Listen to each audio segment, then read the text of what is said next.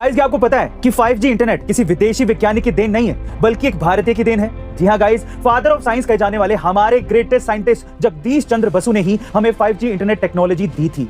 दरअसल जगदीश चंद्र ने 1895 में कलकत्ता के प्रेसिडेंसी कॉलेज की प्रयोगशाला में एक ऐसी वेव की खोज कर ली थी जो 5G जैसी टेक्नोलॉजी को लाने के लिए काफी कामगर थी और इसी वजह से उन्हें साल 1897 में रॉयल इंस्टीट्यूट ऑफ लंदन में डेमोन्स्ट्रेशन के लिए बुलाया भी गया था, जहां उन्होंने साइंस की प्रगति के लिए अपनी इस खोज को पब्लिक डोमेन में ही रखने का डिसीजन लिया था। लेकिन 3 साल के अंदर ही एक इटालियन साइंटिस्ट ने उनकी इस खोज में मामूली से बदलाव करके उसे अपने नाम पर पेटेंट करवा लिया था, जिसके लिए इस साइंटिस्ट को नोबेल प्राइज भी दे दिया गया था। लेकिन 120 साल बाद साल 2012 में जब असली सच सामने आया तो सबको पता चला कि जगदीश चंद्र बसु ने ही इसकी खोज की थी। गाइस, आज हम जगदीश चंद्र जी की इस खोज की वजह से ही 5G टेक्नोलॉजी तक पहुंच पाए हैं। उनके इस योगदान के लिए एक हार्ट तो बनता है।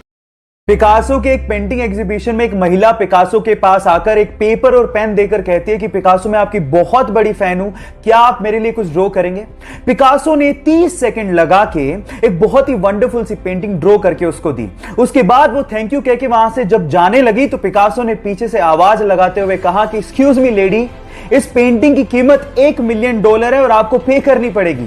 तो उस महिला ने जवाब दिया कि क्या बात कर रहे हो पिकासो, आपने सिर्फ 30 सेकंड लिए और आप $1 मिलियन मांग रहे हो। तो पिकासो ने कहा कि इस पेंटिंग को 30 सेकंड में बनाने में मुझे 30 साल की मेहनत लगी है।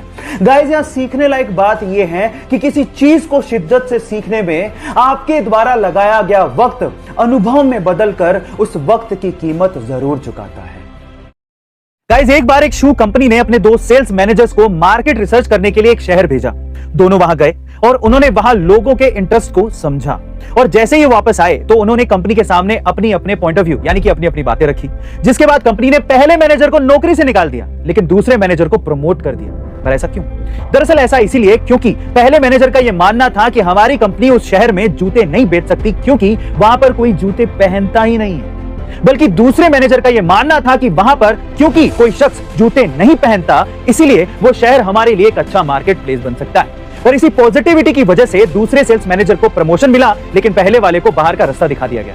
गाइस, इसीलिए हमें हमेशा अपनी लाइफ में आने वाली सभी प्रॉब्लम्स को पॉजिटिव माइंडसेट के साथ सोल्व करने की कोशिश करनी चाहिए, ना कि उसे प्रॉब्लम समझकर छोड़ देना चाहिए। आपका इसके बारे में क्या ख्याल है कमेंट सेक्शन में जरूर लिखिएगा और ऐसे अमेजिंग वीडियोस के लिए शेयर, सब्सक्राइब एंड लाइक। मिलते हैं अगली वीडियो में।